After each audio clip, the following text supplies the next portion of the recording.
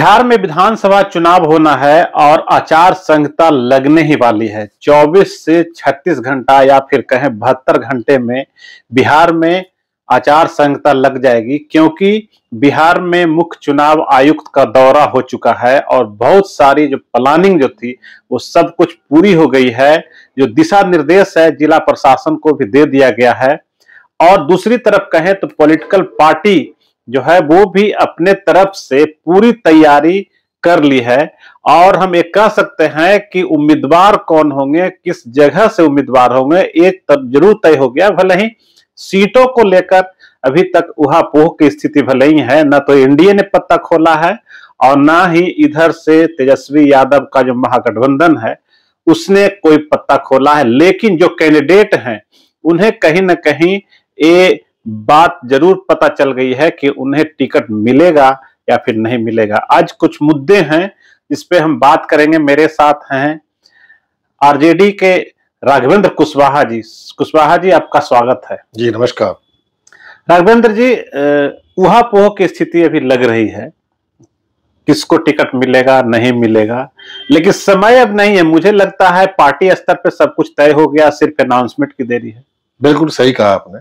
लगभग कुछ सीटों पर अभी चल रहा है, लेकिन जो अधिकांश जीते हुए सीट है उन सब लोगों का लगभग तय ही हो गया होगा। ये तो पार्टी स्तर का, आलाकमान स्तर का मामला है, लेकिन एक जो अनुमान हम लोग लगा सकते हैं उस अनुमान के तहत ये तो लगता है कि जो जीता हुआ सीट है उस पर तो बहुत ज्यादा कंफ्यूजन नहीं है। जो हारी हुई सीट है उस पर योग्य उम्मीदवार, जिताऊ उम्मीदवार, ये सब पर चर्चा चल रही है पार्टी के अंदर में। अच्छा, चुनाव के ठीक पहले जितना कम समय भी बचा हुआ है, इस समय अक्सर होता था देखने को कि गठबंधन में सहमति नहीं बनती थी, चाहे तो एनडीए गठबंधन हो या फिर महागठबंधन हो। लेकिन इस बार दोनों तरफ देख रहे हैं कि एक अंडरस्टैंडिंग बना हुआ है, कोई भागने और लौटने और निकल जाने या फिर एक दूसरा को सह और मात देने की कोई ऐसी स्थिति हम देख नहीं रहे हैं। तो बिल्कुल दोनों गठबंधन की परिपक्वता है ये। और दूसरी बात यह है कि भाग दौड़ तो तब शुरू होता है ना जब टिकट का अनाउंसमेंट होता है। तो अनाउंसमेंट शुरू होने के बाद कुछ लोग ऐसे भी होते हैं जो जिनका टिकट कटता है या चुनाव लड़ने से वंचित रह जाते हैं। तो ऐसी परिस्थिति में उन लोग, कुछ लोग इधर से उधर जाते हैं। लेकिन इस बार ऐसा कुछ लग नहीं रहा। अधिकांश लोग तो आलाकमान के फैसले को मान लेते हैं और पार्टी के काम में लग जाते हैं। उनको लगता है कि फिर हमको पार्टी नेतृत्व भविष्य में उचित जगह देगी, इसलिए फिर लग जाते हैं लोग अपने काम में। अच्छा, इस बार क्या कुछ मुद्दे हैं? इस बार चुनाव में आप लोग जा रहे हैं, क्या कुछ मेन मुद्दा है? क्या है कि घोषणाएं तो दोनों तरफ से हो गई है, आप लोग भी पदयात्रा की, हम लोग की घोषणाओं पर तो बिहार सरकार अमल भी कर रही है। अब जो राष्ट्रीय जनता दल और हमारे नेता माननीय तेजस्वी प्रसाद यादव जी की जितनी भी घोषणाएं हैं जनहित में, उन तमाम जनहित की घोषणाओं को तो नीतीश कुमार जी ने कॉपी करके कुछ लागू भी कर दिया। तो बिहार की जनता तो इतनी जागरूक जरूर है ना कि भाई 20 साल से आप क्या कर रहे थे। इस चुनाव में तेजस्वी जी ने जो घोषणाएं की है उन घोषणाओं पर अब आप अमल कर रहे हैं। तो क्या जनता इतनी मूर्ख हो रही है कि आप चुनाव के वक्त आप जो वोट खरीदने जैसा माहौल बना रहे हैं?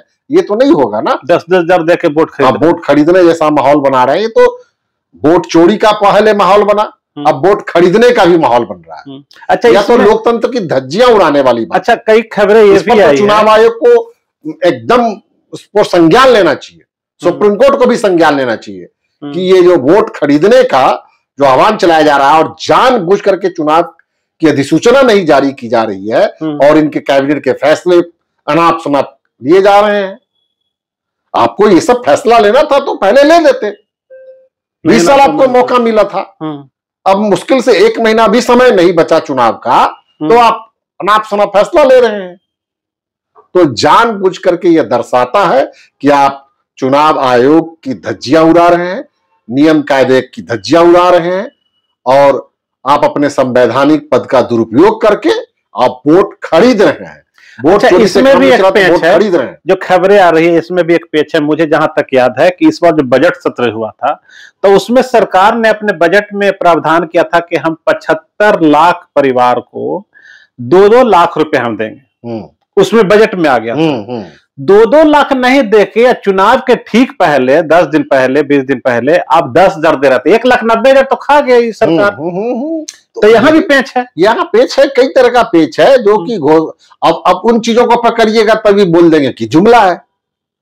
ये लोग तो पुरानी आदत है, ये बोले कि 2 करोड़ नौकरी देंगे प्रतिवर्ष नरेंद्र मोदी जी। 2 लाख कहा के 10,000 दे दिए, 10,000 दिए और 2 लाख रुपया खाते में जाएगा तो 10,000 दे रहे हैं। और वो 10,000 रुपया दे रहे हैं तो उससे क्या होगा? जीविका दीदी के ऊपर में कई बैंकों का, कई स्वयं सहायता समूह जो बनाए गए हैं उस पर कितने बैंकों का माइक्रो फाइनेंस वाला माइक्रो फाइनेंस वाला ऋण दे करके उन लोगों को फंसा देता है। उन लोगों का तब इंटरेस्ट रेट ज्यादा रहता है, खाता में जाने के पहले ही उड़ जाएगा। इंटरेस्ट रेट ज्यादा रहता है उस सबका। तो वो इसमें जो कई तरह की जो गड़बड़ियां है उस गड़बड़ियों को ठीक करना चाहिए। स्वयं सहायता समूह में कई तरह की गड़बड़ी है, सरकार उधर ध्यान नहीं दे रही है और हमारी गरीब जनता और खासतौर पर हमारी मां बहनें पीसी जा रही है। दूसरी चीज 3 लाख समथिंग करोड़ रुपया का इनका जो है बजट है, और अगर 10,000 रुपए अगर दे रहे हैं और जिस तरीके से इन्होंने घोषणा की है कि 2 करोड़ लोगों को देने की बात है, 2 करोड़ गुने 10,000 का करते हैं तो इनका तो बजट से ज्यादा भाग जाता है। कहां से पैसा देंगे? ये तो वही तो मैं कह रहा हूं कि ये बिल्कुल बकवास कर रहे हैं जो जमीन पर कभी नहीं उतर सकता है। ये लोगों के आंखों में धूल झोंक रहे हैं।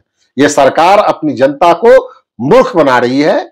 वोट लेने के लिए केन प्रकारेण केवल उसको एक दिखावा कर रही है, उनकी आंखों में धूल झोंक कर। मतलब जितना घोषणाएं हैं सिर्फ फर्स्ट मंथ तक ही रहेगा, बस उसके बाद नहीं कुछ खत्म, चुनाव खत्म, फिर घोषणाएं खत्म, फिर उस पर कुछ नहीं होना है।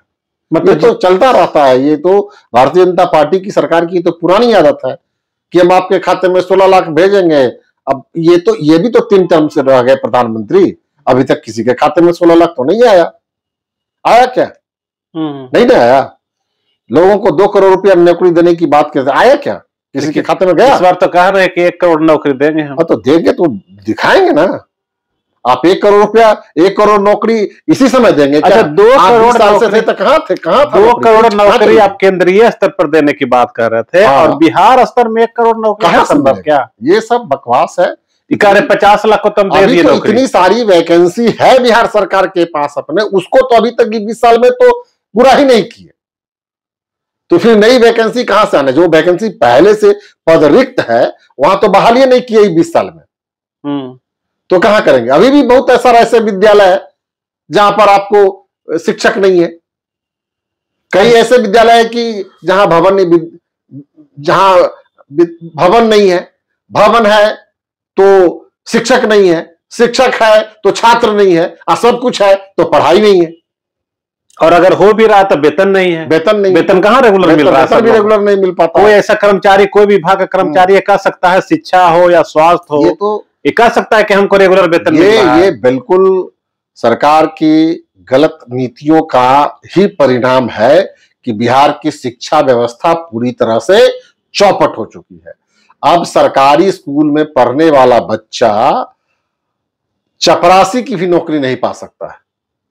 बद से बदतर हो गया, बद से बदतर हो गई है। केवल खिचड़ी खाने के लिए लोग बच्चे वहां जा रहे हैं, ऐसा प्रोग्राम। इसका मतलब तो यह हुआ कि आप लोग ठीक है, एक तरफ एनडीए है और दूसरी तरफ महागठबंधन है और एक तीसरे तरफ प्रशांत किशोर है, आप ही की तरह वो भी आरोप लगा रहे हैं कि बद से बदतर हो गई शिक्षा व्यवस्था। बहुत सारी बातों से आप लोग की बात जो हमेशा जो उठाते रहते थे उस बात को वो समर्थन कर रहे हैं, आप उनकी बात को समर्थन कर रहे हैं। नहीं तो जो सरकार गलत काम कर रही है उसको हम लोग अपने अंदाज में उठा रहे हैं और कोई दूसरी पार्टी भी अपने अंदाज में उठा रही है, तो हम अपनी बात कह रहे हैं ना। जो सही बात है उसको तो लोग कहेगा ही, चाहे किसी भी फॉर्म से कहे। प्रशांत किशोर तो और भी नया जारी कर दिया है, ऐसा माहौल पूरे बिहार को एकदम समझिए कि कहां से लाए हैं निकाल के। अशोक चौधरी पर बोल रहे हैं कि 200 करोड़ रुपए का संपत्ति अर्जित किया। तो भाई जिन पर वो आरोप लगा रहे हैं उनको तो सामने आके बोलना चाहिए ना कि आप लोग को भरोसा है, आप लोग को भी लगता है कि वो ऐसा करप्ट आदमी है, वैसा होगा? मैं किसी को प्रमाण पत्र देने वाला अथॉरिटी थोड़े ही हूँ।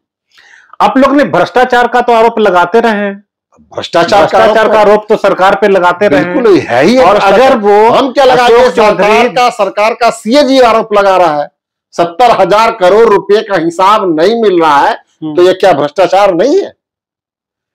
900 करोड़ रुपए का हिसाब नहीं मिला चारा घोटाला में, तो माननीय लालू प्रसाद यादव जी पर कई तरह के चार्जेज लगे, और ये अधिकारियों का काम था, मुख्यमंत्री का काम नहीं था। लेकिन यहां तो अब देखिए 70,000 करोड़ रुपए का क्या हिसाब किताब नहीं मिल रहा इस सरकार में, तो इसकी तब चर्चा भी बहुत नहीं हो पा रही है। हम लोग चर्चा इंजीनियर पकड़ा रहे हैं, उनके नोट जलाने की नौबत हो रही है, और वो इंजीनियर बोल रहा है कि हम मंत्री को देने जा रहे हैं, और अशोक चौधरी का नाम होता है, ये बोल रहे हैं प्रशांत किशोर बोले हैं कि जो नोट जलाया जा रहा था वो कहीं न कहीं अशोक चौधरी से उसका साठगांठ था, वही पहुंचाने जा रहा था। ठीक है, तो इस पर जो जिसका नाम आ रहा है, आप लोग इत्तेफाक रखते हैं प्रशांत किशोर की बात से? हम उनकी बात से, मैं उनकी बातों पे जो आरोप लगाया गया किसी मंत्री पर, तो उस मंत्री को सफाई देनी पड़ेगी ना। हम तो एक कुशवाहा मंत्री भी है, उन पर भी आरोप लगा है, तो भाई कुशवाहा होने से क्या हो जाता है? बिहार के डिप्टी सीएम है, उन पे चैलेंज किया गया है कि उनका फर्जी डिग्री है, मैट्रिक भी पास नहीं किया है। नहीं, आप लोग को कैसा लगता है जब ये कहा जाता है कि तीसरी और चौथी फेल उप मुख्यमंत्री कहा जाता था तेजस्वी यादव को, आज भी लोग कहते हैं कि पढ़े लिखे नहीं है, तो अब जो जिस तरीके से सामने आई है सम्राट चौधरी की बात की वो भी मैट्रिक पास नहीं है, तो आप लोग को कैसा लगता है कि आपकी बात को प्रशांत किशोर कर रहे हैं? नहीं, मेरा ये मानना है कि अगर इस बात में सच्चाई है तो संबंधित मंत्री को उसका खंडन करना चाहिए, उसको मानहानि का मुकदमा करना चाहिए। तो डिग्री लिए हुए हैं, कैलिफोर्निया का कोई डिग्री लिए, जहां से भी हो, जो तथ्य। अच्छा, ऐसा हो सकता है, आप भी इंस्टीट्यूशन से जुड़े हुए हैं, ऐसा हो सकता है कोई मैट्रिक से 7वां 8वां नहीं पास करे, उसको डायरेक्ट डिलीट और पीएचडी का डिग्री उसको मिल जाए? मानद उपाधि दी जा सकती है, ऐसा है। मानद उपाधि तो किसी को कोई दे देता है, मैट्रिक पास नहीं करे, 7वां 8वां पास नहीं करे, उसको भी मिल सकता है। मानद उपाधि एक तरह का पुरस्कार है जो किसी खास क्षेत्र में उल्लेखनीय कार्य करने के लिए दी जाती है। कई विश्वविद्यालय देते हैं, जैसे सचिन तेंदुलकर को भी कुछ विश्वविद्यालय ने दिया, अमिताभ बच्चन को भी दिया, लता मंगेशकर को दिया गया, कई सारे खिलाड़ियों को मिलता है, किसी खास क्षेत्र में अति उल्लेखनीय कार्य करने के लिए दिया जाता है। अब पता नहीं कौन यूनिवर्सिटी किस उल्लेखनीय कार्य के लिए उनको दिया है, ये तो अवजात का विषय है। तो अब कोई किसी ने इस सवाल को छेड़ा है, तो जिनके लिए छेड़ा गया है उनको इसका जवाब देना चाहिए। नहीं, पब्लिक डोमेन में तो मैं करके बोलना पड़ेगा। जिस तरीके से तेजस्वी पर आरोप लगता रहा है, आपके बहुत बड़े नेता हैं, और ये कहा जाता रहा है कि इनके पास किसी तरह के कोई समझ नहीं है, किसी तरह का कोई नॉलेज नहीं है। प्रशांत किशोर यहाँ तक कहते हैं कि कैलकुलेटर में अगर उनको हिसाब जोड़ने के लिए कह दिया जाए कि 10,000 रुपए नीतीश सरकार दे रही है, 2 करोड़ लोगों को देना है, तो कितना पैसा वही भी नहीं बता पाएंगे। ये तो, इस तरह का आरोप अगर लगाते हैं, ये और दूसरी तरफ सम्राट चौधरी पर भी यह आरोप बेबुनियाद है। मैं एकेडमिक डिग्री के संदर्भ में मैं कहूंगा कि एकेडमिक डिग्री से लोगों को के अनुभव और उनके आत्मज्ञान, स्वाध्याय, ये अलग अलग चीज है। एकेडमिक डिग्री बहुत लोग ले लेते हैं, लेकिन उनके पास कुछ अक्ल नहीं रहती है। लेकिन जो लोग स्वाध्याय करते हैं, जो लोग अनुभव से सीखते हैं, जो लोग समाज से सीखते हैं, तो उन लोगों के पास में असली ज्ञान उन्हीं लोगों के पास में होता है। एकेडमिक डिग्री, दुनिया में कई ऐसे उदाहरण हैं। अब मैं आपको कबीरदास का उदाहरण देना चाहता हूं। मसी कागज गए हो नहीं हाथ, उन्होंने कलम और रोशनाई हाथ में नहीं पकड़ा, कागज नहीं छुआ, और वो इतनी ऊंचे ऊंचे स्तर की कविताएं लिखी, भजन लिखे उन्होंने, गाए उन्होंने, तो वो तो उल्लेखनीय है ना। उन पर कितना रिसर्च हो रहा है। कई छात्रों ने कबीर के दोहों पर पीएचडी की डिग्री पाई, लेकिन खुद वो निरक्षर थे। तो मेरा ये मानना है कि स्वाध्याय और अनुभव एक बहुत बड़ा ज्ञान का आधार। अच्छा, आपको लगता है कि सम्राट चौधरी को अपना डिग्री जो है सार्वजनिक करना चाहिए? मैट्रिक का जो अगर किए हैं तो उसको सार्वजनिक करना चाहिए? निश्चित रूप से अगर है ऐसा, अगर आरोप लग रहा है तो किसी व्यक्ति को सार्वजनिक करना चाहिए। सम्राट चौधरी पर एक और आरोप लगता है कि वो 1995 में कहा जाता है कि वो 7 लोगों की हत्या के आरोपी थे अपने ही समाज के। आप भी उसी समाज के से आते हैं, कुशवाहा समाज से आते हैं। आपका मानना है कि वास्तविक में अगर इस तरह के आरोप है और अगर कुशवाहा जाति के साथ वैसा उन्होंने किया है तो उनको जनता माफ नहीं करे? तो बातें सामने आनी चाहिए। ये तो कोर्ट का मामला है, कोर्ट का जो इस पर कोर्ट का डिसीजन जो होगा या जो हुआ होगा वह देखने लायक नहीं, लेकिन उसमें तो वो तथ्य छिपाए हैं ना। प्रशांत किशोर की अगर बात माने तो उन्होंने तथ्य को छिपाया है कि अपने आप को नाबालिग बताकर उन्होंने बेल लिया, जमानत ली है। तो ये बात तो सामने आनी चाहिए। और उसमें भी वो आरोप लगाते हैं कि लालू यादव जी ने फंसाया था। देखिए, इस संदर्भ में मैं संबंधित पक्ष नहीं हूं। इस लालू यादव को लेकिन वो बदनाम कर रहे हैं। मैं संबंधित पक्ष, वो कहते हैं कि जो भी मेरे साथ हुआ है वो लालू यादव के इशारे पर हुआ है और नीतीश कुमार मेरे लिए 7 किलोमीटर पैदल चले हैं। तथ्य अगर कोई व्यक्ति तथ्यात्मक आरोप लगा रहा है किसी व्यक्ति पर, कोई भी व्यक्ति तथ्यात्मक आरोप लगा रहा है तो उस तथ्य के बारे में आरोपित व्यक्ति को स्पष्टीकरण जरूर देना चाहिए पब्लिक डोमेन में। मेरा ये मानना है। ये मुद्दा बनेगा इस बार चुनाव। अगर कोई व्यक्ति मेरे ऊपर में आरोप लगा रहा हो और मैं उस आरोप में जरा भी शामिल नहीं हूं तो मुझको तो अपने तरफ से स्पष्टीकरण देना ना पड़ेगा। या उस संबंधित व्यक्ति पर जो मुझ पर आरोप लगा रहा है उस पर मैं मानहानि का मुकदमा करूंगा। ये तो मैं करूंगा ना। लेकिन वो तो और उल्टे लालू यादव को आप लोग को दोषी दे रहे हैं। प्रशांत किशोर जो आरोप उन पे लगाते हैं वो सब बात उठा के और लालू यादव पर डाल देते हैं। ये लालू जी ने हमको गलत ढंग से फंसाया है, लालू जी के वजह से ही इस तरह की स्थिति बनी थी। मैं तो जहां तक मानता हूं कि लालू जी की वजह से ही उनको पहली बार मंत्री पद से सुशोभित किया गया था। और यह भी स्पष्ट है कि लालू जी के ही कारण वो विधायक भी पहली बार बने थे।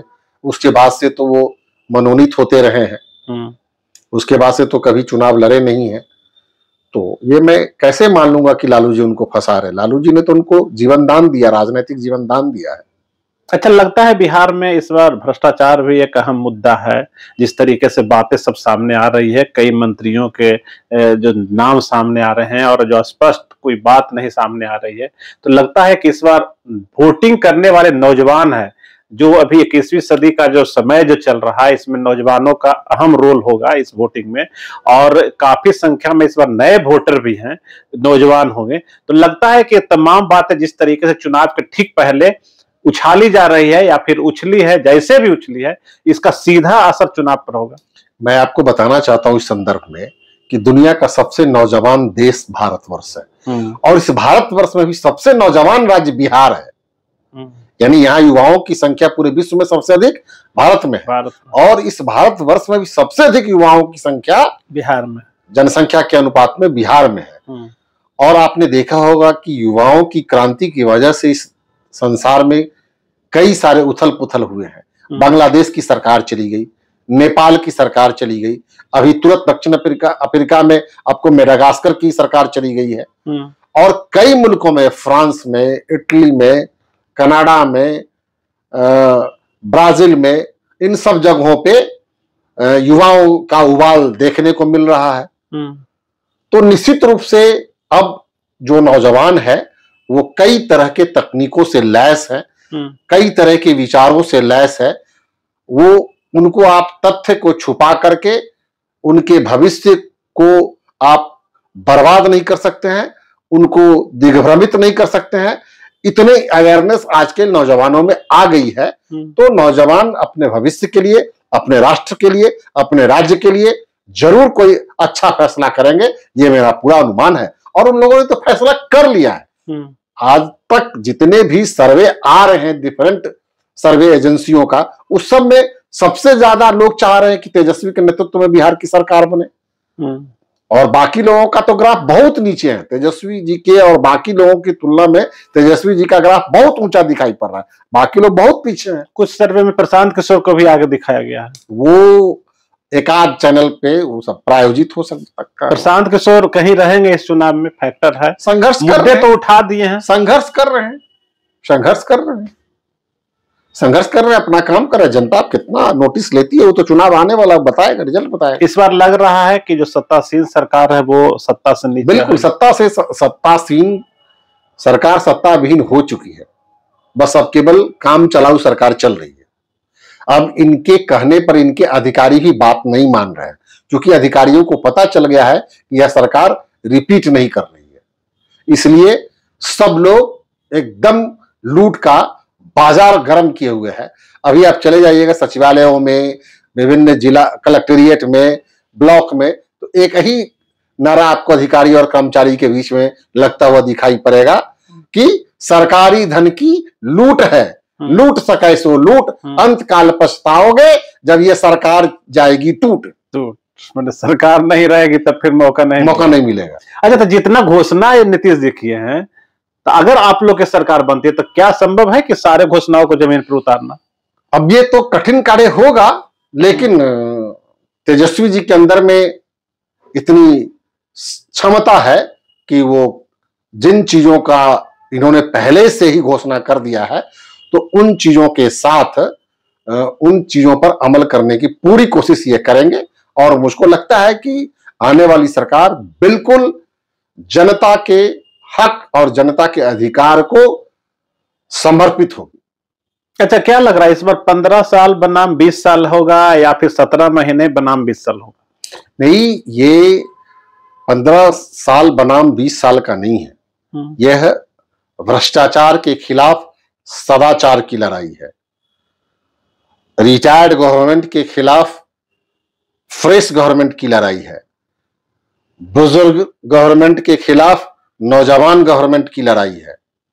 लड़ाई यहां सीधा सीधा हमारे बिहार के लोगों की पढ़ाई का मामला है, बिहार के बच्चों की पढ़ाई का मामला है, बिहार के नौजवानों के कमाई का मामला है, बिहार के गरीब लोगों की दवाई का मामला है, बिहार के किसानों की सिंचाई का मामला है, बिहार की जनता की समस्याओं की सुनवाई का मामला है और भ्रष्ट पदाधिकारियों पर कार्रवाई का मामला है। तो हमारी सरकार पढ़ाई, कमाई, दवाई, सिंचाई, सुनवाई और कार्रवाई की सरकार होगी।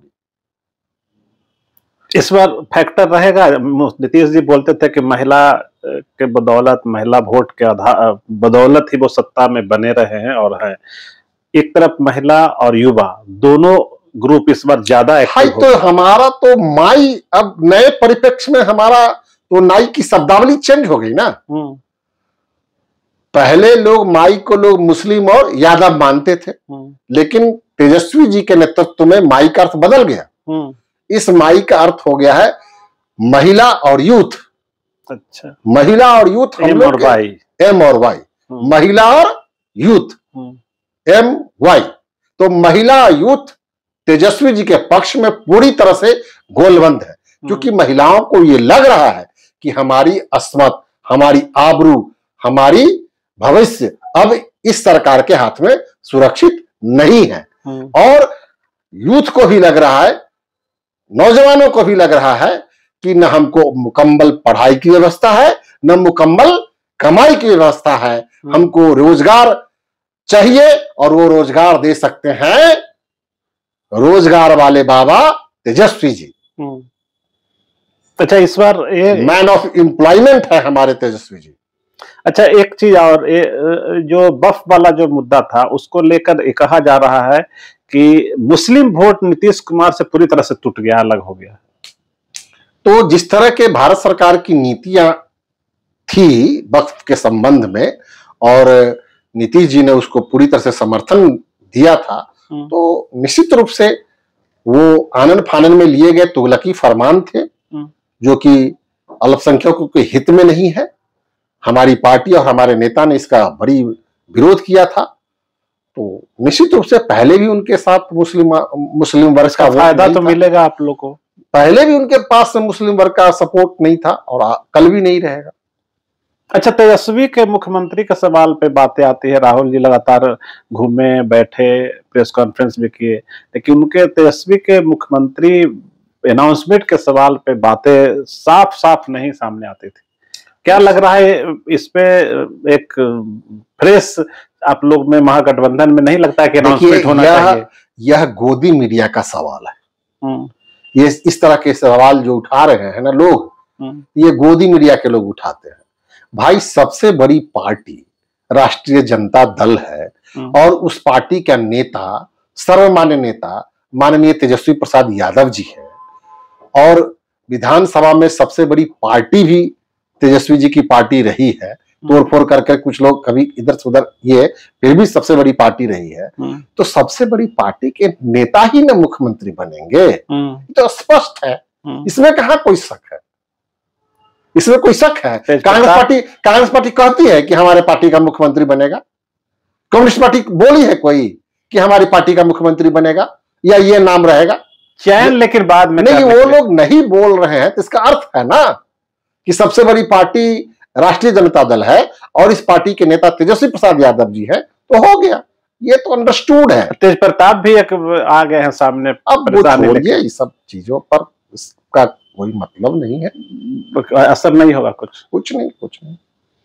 तो कुल मिलाकर कहा जा सकता है कि एनडीए का इस बार खात्मा हो जाएगा बिहार से। एकदम श्योर, निश्चित आने वाली सरकार तेजस्वी जी के नेतृत्व में 2/3 बहुमत से बनेगी और ये पूरे बिहार के नौजवानों और महिलाओं के प्रतिनिधित्व वाली सरकार बनेगी और नौजवानों के रोजगार की पूरी समस्या दूर हो जाएगी, बेरोजगारी की समस्या पूरी दूर हो जाएगी और महिलाओं को हम लोग बिल्कुल उनको अस्मत और आबरू की चिंता नहीं करनी पड़ेगी। आराम से इज्जत के साथ वो रहेंगी और जिल्लत भरे दिन चले जाएंगे। एनडीए की सरकार जो है वो 20 सालों से अब नहीं रहेगी, इनका दावा है राघवेंद्र जी का। और लेकिन इतना एक सवाल जरूर है कि अगर सरकार तेजस्वी जी की बन जाती है तो नीतीश जी ने जितने सारे घोषणा किए हैं उसे जमीन पर उतारना और उसे लागू करना, जनता को समझाना, ये भी बहुत बड़ा सवाल होगा। लेकिन चुनाव के लिए आचार संहिता लगने ही वाला है और चुनाव सामने है। अब वोट आपको देना है, तय आपको करना है कि किसे चुनना है। 20 साल से पुरानी सरकार वो चल रही है उसे चुनना है या फिर नौजवानों की जो सरकार की बात कही जा रही थी तेजस्वी यादव की, उसे चुनना है, आपको तय करना है। इस चर्चा में आप जुड़े, बहुत बहुत धन्यवाद। अगर आपको ये खबर अच्छी लगी तो चैनल को सब्सक्राइब करना नहीं भूलें और बेल आइकन जरूर दबाएं।